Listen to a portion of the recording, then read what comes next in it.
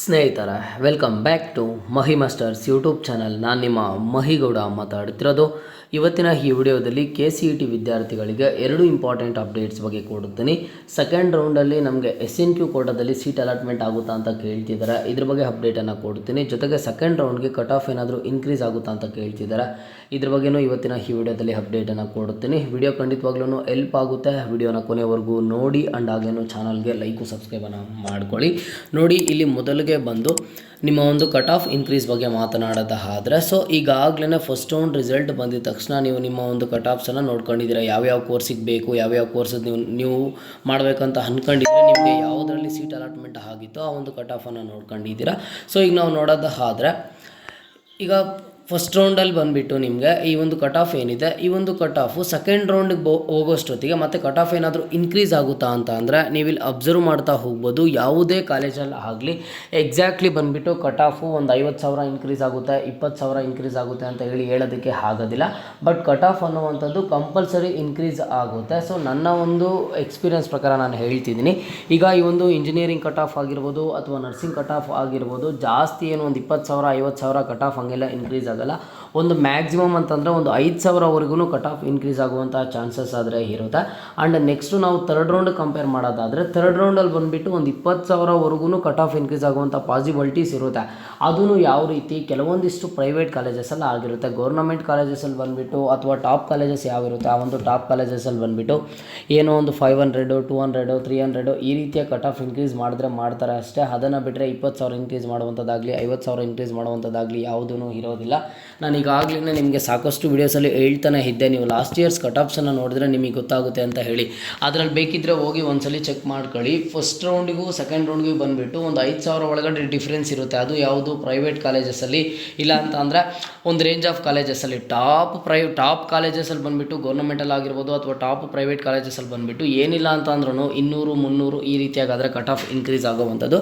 Sir ನಾನು cut off increase ಆಗುತ್ತೇನೋ ಅಂತ ಹೇಳಿ ಸೆಕೆಂಡ್ ರೌಂಡ್ಗೆ ವೆಯ್ಟ್ ಮಾಡ್ತಿದ್ದೀನಿ ಅಂತ ನೀವೇನಾದರೂ ಹೇಳಿದ್ರೆ ಒಂದು ಒಳ್ಳೆ ಡಿಸಿಷನ್ನೇ ನೀವು ತಗೊಂಡಿದ್ದೀರಾ. ಯಾಕಂತ ಅಂದರೆ ಯಾರೂ ಹೇಳೋದಕ್ಕೆ ಆಗೋದಿಲ್ಲ ಕಟ್ ಆಫ್ ಇಷ್ಟೇ ಇನ್ಕ್ರೀಸ್ ಆಗುತ್ತೆ ಅಂತ ಹೇಳಿ. ನೀವೀಗ ಯಾವ ಕಾಲೇಜ್ಗೆ ಹೋಗ್ಬೇಕಂತ ಅಂದ್ಕೊಂಡಿದ್ದೀರೋ ಆ ಒಂದು ಕಾಲೇಜಲ್ಲಿ ಕಟ್ ಆಫ್ ಇನ್ಕ್ರೀಸ್ ಮಾಡಿದ್ರೂ ಮಾಡ್ಬೋದು. ಒಂದು ಎಕ್ಸ್ಪೆಕ್ಟೇಷನ್ ಅನ್ನುವಂಥದ್ದು ನಾವು ಇಟ್ಕೋಬೋದು. ನಮ್ಮ ಟೈಮ್ ಚೆನ್ನಾಗಿದ್ದರೆ ಆ ಒಂದು ಕಾಲೇಜಲ್ಲಿ ಸೀಟ್ ಅಲಾಟ್ಮೆಂಟ್ ಆದರೂ ಆಗುತ್ತೆ, ಕಟ್ ಆಫ್ ಇನ್ಕ್ರೀಸ್ ಆದರೂ ಆಗುತ್ತೆ.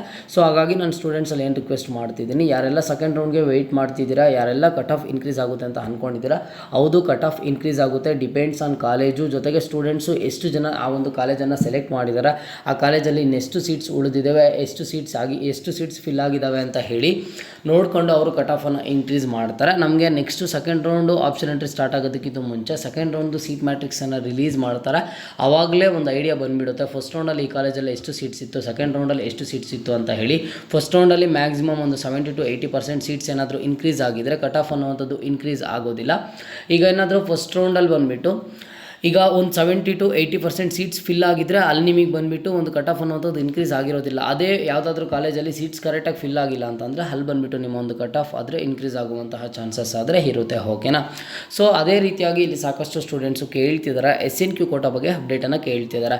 ಈಗ ಸೆಕೆಂಡ್ ರೌಂಡಲ್ಲಿ SNQ ಕೋಟಾ ಸಿಗುವಂಥ ಪಾಸಿಬಿಲಿಟೀಸ್ ಇದೆಯಾ ಅಂತ ಹೇಳಿ. ಹೌದು, 100% ಆಗಿ ಪಾಸಿಬಿಲಿಟೀಸ್ ಆದರೆ ಇರುವಂಥದ್ದು ಯಾವ್ಯಾವ ರೀತಿ ಪಾಸಿಬಿಲಿಟೀಸ್ ಇದೆ ಅಂತ ಅಂದರೆ, ಮೊದಲಿಗೆ ನೋಡಿ, ಪ್ರತಿ ಕಾಲೇಜಲ್ಲೂ ಒಂದಿಷ್ಟು ಸೀಟ್ಸು SNQ ಕೋಟಾ ಕೊಡಲೇಬೇಕು. ಈಗಾಗಲೇ ಫಸ್ಟ್ ರೌಂಡಲ್ಲಿ ಒಂದಿಷ್ಟು ಸ್ಟೂಡೆಂಟ್ಸ್ಗೆ SNQ ಕೋಟಾ ಸೀಟ್ಸನ್ನು ಕೊಟ್ಟಿರ್ತಾರೆ.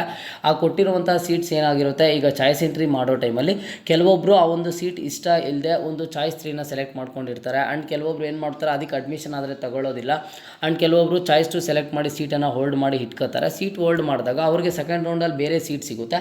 ಆಗ ಆ ಒಂದು SNQ ಕೋಟಾ ಸೀಟ್ ಬೇರೆಯವ್ರಿಗೆ ಕೊಡಲೇಬೇಕಲ್ವಾ, ಆ ಒಂದು ಚಾನ್ಸಸ್ ಆದರೆ ನಿಮಗಿರೋವಂಥದ್ದು. ಈಗ ನೋಡಿ, SNQ quota supernumerary quota ಅನ್ನುವಂಥದ್ದು ಪ್ರತಿಯೊಬ್ಬರು ಎಲಿಜಿಬಲ್ ಇರ್ತಾರೆ. ಪ್ರತಿಯೊಂದು ಕಾಲೇಜಲ್ಲೂ ಇಷ್ಟು % of the seats SNQ quota ಕೊಡಲೇಬೇಕಾಗುತ್ತೆ. ಒಂದಿಷ್ಟು ಸೀಟ್ಸನ್ನು 5% ಆಫ್ ದಿ ಸೀಟ್ಸನ್ನು ಕೊಡಲೇಬೇಕು. ಅವರು ಫಸ್ಟ್ ರೌಂಡಲ್ಲಿ 5% ಆಫ್ ದಿ ಸೀಟ್ಸನ್ನು ಕೊಟ್ಟಿರ್ತಾರೆ. ಕೊಟ್ಟಿರುವಂಥ ಸ್ಟೂಡೆಂಟ್ಸ್ ಏನು ಮಾಡ್ಕೊಂಡಿರ್ತಾರೆ, ಕೆಲವೊಬ್ಬರು ಕ್ಯಾನ್ಸಲ್ ಮಾಡ್ಕೊಂಡಿರ್ತಾರೆ, ಕೆಲವೊಬ್ಬರು ಹೋಲ್ಡ್ ಮಾಡ್ಕೊಂಡು ನೆಕ್ಸ್ಟ್ ರೌಂಡ್ಗೆ ಹೋಗಿರ್ತಾರಲ್ವಾ. ಕ್ಯಾನ್ಸಲ್ ಮಾಡ್ಕೊಂಡಿರುವಂಥ ಸೀಟ್ಸು ಬೇರೆ ಸ್ಟೂಡೆಂಟ್ಸಿಗೆ ಕೊಡಬೇಕಾಗುತ್ತೆ. ಹೋಲ್ಡ್ ಮಾಡ್ಕೊಂಡು ಹೋಗಿರೋ ಸ್ಟೂಡೆಂಟಿಗೆ ಬೇರೆ ಒಂದು ಕಾಲೇಜಲ್ಲಿ ಸೀಟ್ ಸಿಕ್ತು ಅಂತಂದರೆ ಆ ಒಂದು ಕಾಲೇಜ್ ಸೀಟು ಬೇರೆಯವ್ರಿಗೆ ಕೊಡಬೇಕಾಗುತ್ತೆ.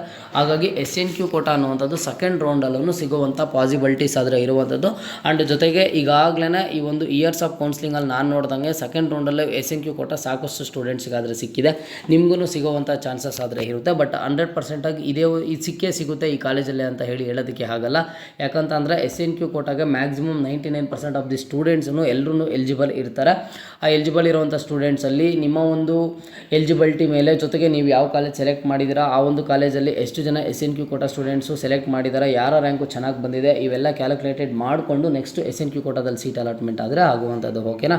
ಸೊ ಎರಡೂ ಡೌಟ್ಸ್ ಬಗ್ಗೆ ನಿಮಗೆ ಕ್ಲಾರಿಫೈ ಆಯಿತು ಅಂತ ನಾನು ಅಂದ್ಕೊಂಡಿದ್ದೀನಿ. ನೆಕ್ಸ್ಟ್ ಏನಾದರೂ ಡೌಟ್ ಇದ್ದರೆ ಪ್ರತಿಯೊಬ್ಬರು ಕಮೆಂಟನ್ನು ಮಾಡಿ, ಖಂಡಿತವಾಗ್ಲೂ ರೆಸ್ಪಾನ್ಸ್ ಮಾಡೋ ಪ್ರಯತ್ನ ಆದರೆ ಮಾಡ್ತೀನಿ.